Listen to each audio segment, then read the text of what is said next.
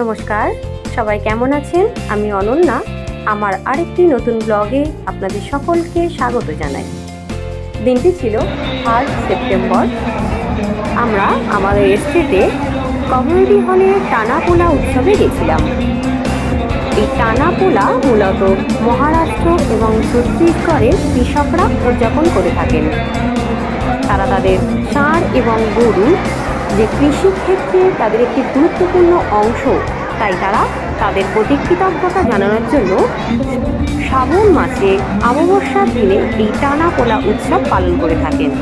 এই দিনটিতে এরকম ষাঁড় অর্থাৎ বলদ গরু তারা তাদের সাধ্য অনুযায়ী শখ অনুযায়ী সুন্দর করে যে যার মতো উপস্থাপনা করেন। এরই সাথে দেখুন ওই দূরে স্টেজে ডান্স কম্পিটিশান হচ্ছে। এই ডান্স কম্পিটিশানেও যারা ফার্স্ট সেকেন্ড থার্ড হয়ে থাকবে তাদেরকে এই কমিটির তরফ থেকে পুরস্কারের ব্যবস্থা করা আছে। সাথে এই যে ডিসপ্লেতে যারা যারা এসে বসেছেন, দর্শনার্থীরা তো দেখছেন, সাথে এখানে জাজরা আছেন, তারা প্রত্যেকের কাছে কাছে গিয়ে দেখছেন।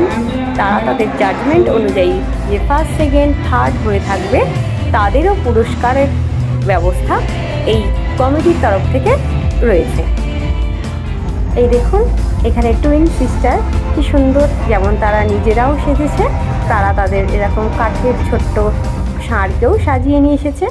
আর এই দেখুন এখানেও ছোট্ট, এখানে একটা মন্দির, কেদারনাথের যে মন্দির বানিয়েছে, উপস্থাপনা করেছে ছোট্ট নন্দী। যে যেমন পেরেছে তারা তাদের নিজেদের সাধ্য অনুযায়ী এখানে সুন্দর উপস্থাপনা সবার সামনে তুলে ধরেছেন। আমরা যেহেতু অনেকটা রাত করেই গেছিলাম, তাই এখানে দেখছি অনেকেই যে যার তার সাজানো গরু অর্থাৎ ষাঁড়গুলো নিয়ে ফিরে গেছে বা ফিরে যাচ্ছে। আর এই দেখুন এখানেও এই যে ছোট্ট মেয়েটি আর এই যে তার মা, এই ভাবিরা আগে আমাদের ঠিক কোয়ার্টারের উল্টো দিকেই থাকতেন।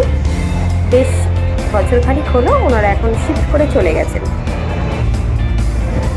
এই দেখুন এই যে এক ভাবি, দেখুন কি সুন্দর তার হাতের কারুকার্য, এটা কিন্তু মাটি দিয়ে তৈরি ছোট্ট ষাঁড় বানিয়েছেন। আর এই যে এই ভাবি,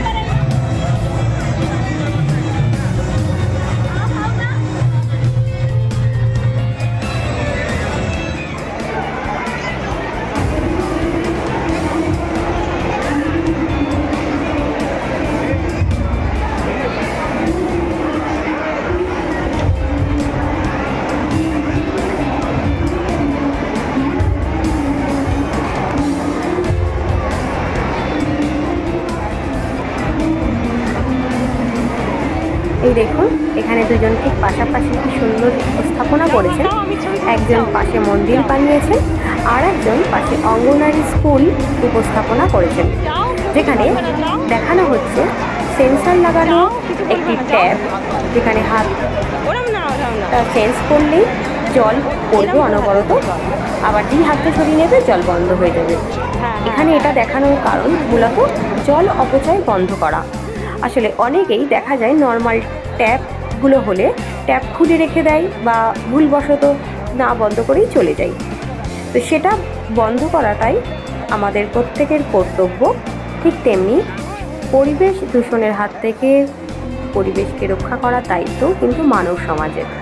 এই পোলা অনুষ্ঠানের দিনে কৃষকরা তাদের ষাঁড়গুলো নিয়ে কৃষিক্ষেত্রে যান না, এবং এই দিনটিতে গ্রামীণ অঞ্চলে স্কুল ছুটিও থাকে। কৃষকরা মূলত ছোট এবং বড় দুই টানা পোলা উদযাপন করে থাকেন।